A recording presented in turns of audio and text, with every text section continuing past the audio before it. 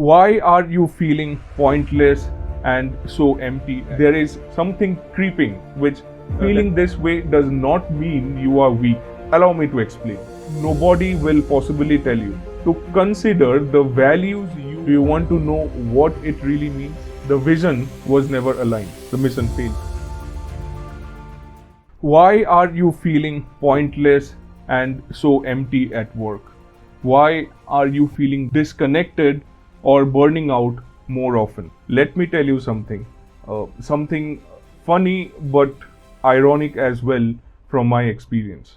I have worked with people who had everything others envied. A big salary, that sought after job title, the designation, the swanky corner office. But when I walk into one of such posh corner office and close the door behind me, and when I talk to some of them, or even very casually over a beer on a Friday evening, they would look at me and say, and rather whisper that Amlan, why does it feel so pointless? If you have clicked on this video, there is a good chance that you may at some point have asked yourself these same questions. Let me know in the comments if you did. On paper, your career looks solid. You are holding a respectful designation, but inside there is something creeping, which that emptiness that you can't help get rid of. Listen, here's the truth. Feeling this way does not mean you are weak or utterly clueless. It means you are human. Allow me to explain. By the way, if we haven't met, my name is Amlan Tripathi. From my 15 plus years of corporate experience managing projects, multiple teams and multiple people, today I will try to unpack through three solid, well-researched perspectives why work for you feels so pointless at times. And in the end, how can you take the first steps to bring meaning and engagement back to your work? So let's start with why does this happen? Why do smart, capable professionals like you, like me, suddenly feel that their work does not matter or not matter temporarily? The first of the reasons is the auto trap. You have been chasing goals you did not set for yourself. In between promotions, bonuses, you get them, but the celebration fades fast. Resonates? Let me know below, because it was never your dream to start with in the first place. The next reason is misalignment. This could possibly be the most critical of all the perspectives I'm trying to drive home here. It is very important that your organization's why, that is the vision, matches your personal why. Else, it's like rowing one boat in two different directions and you never reach anywhere. To clarify a bit more, here I'm not trying to draw a direct equation between you versus the entire organization in terms of short-term and long-term vision. Let's bring it down a few notches to you versus your project or your department you work for and its vision. Here I'm not defending to say whose vision is right or whose vision is wrong. I'm giving it a benefit of doubt that both are right. Just trying to drive home the point on misalignment. It could be ideas like implementation of automation, it could be driving innovation, it could be cost management, it could be anything or a mix of these few things or more. You make efforts but you feel drained because you are not rowing towards your island. The more these overlaps, the more your work feels fulfilling. The less they do, the more pointless it feels. It will be easier to understand if we take example of a CEO of a multi-million-dollar organization. A successful CEO will have a maximum overlap.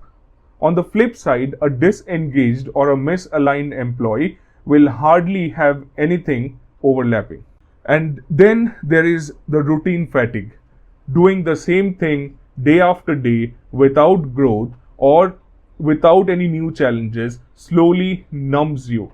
At first, you may feel comfortable, but maybe you are someone like me who would want to get rewarded only through sheer merit. You being an honest professional with a lot of pride and you care for your dignity, but over the time, this comfort turns into stagnation. You might have awaited too long for your organization or your own department to consider the values you want to bring to the table, driving growth through your lenses. And in the end, let's not forget the social comparison as well. Looking around, you see colleagues chasing dreams which aren't even yours. Suddenly, you are living someone else's career and wondering why you feel so disconnected. Did any of these felt like your own story? I need to know, please. Will you care to let me know in comments below any immediate thought that comes to your mind regarding these points that we just spoke about? And hey, if you are stuck with these thoughts and you want to talk it out one-on-one with me, I have kept a simple and a free sign-up form in the descriptions, no strings attached. As of now, there are no costs.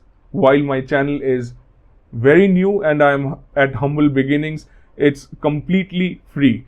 And it's just you and me talking honestly about what you are going through. See, I have started this YouTube channel with a solitary purpose.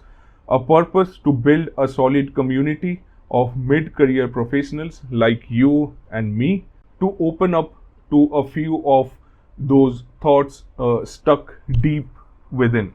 Sometimes having someone to just listen to and maybe if required add an alternative perspective makes all the difference. Now, here is something practical you can try today. I'll use my whiteboard. You can grab a piece of paper or your notebook or your spreadsheet and let's start by drawing two columns. Add a heading to the left column. Name it as sources of energy at work. Add a heading to the right column. Name it sources of conflict at work. Be brutally honest with this. Write down whatever comes to your mind for these two columns. It could be team meetings, could be boss you're finding difficult time with to get along, could be quality of food in cafeteria, who knows. Be creative, feel free to, but within your work premises and within your work within your professional world. When you see it written all down, you will find some, or you will notice some patterns. These patterns reveal where your meaning actually lives in your business, or your day job, I mean to say.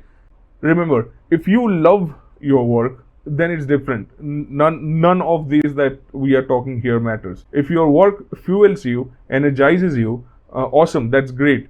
Then the problem could be something else, and that could be something that we can sort it out in another video. But let's come back to our current problem solving journey here, where let me talk about the part that nobody will possibly tell you. Feeling that void does not mean you are failing.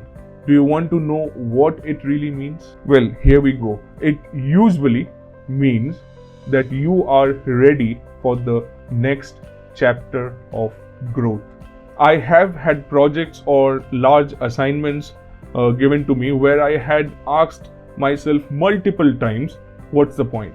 And each time the answer wasn't just to go and quit your job. No, that's not how it works. It was to realign, to bring more of me back into work.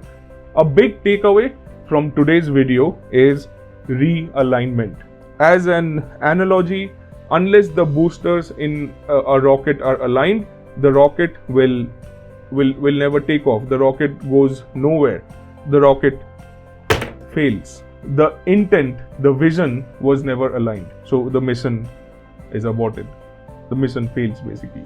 So if you are feeling that hollow space inside, please don't see it as an end of your career. See it as a beginning of a more deeper, meaningful one. Try your best to realign yourself with the organization.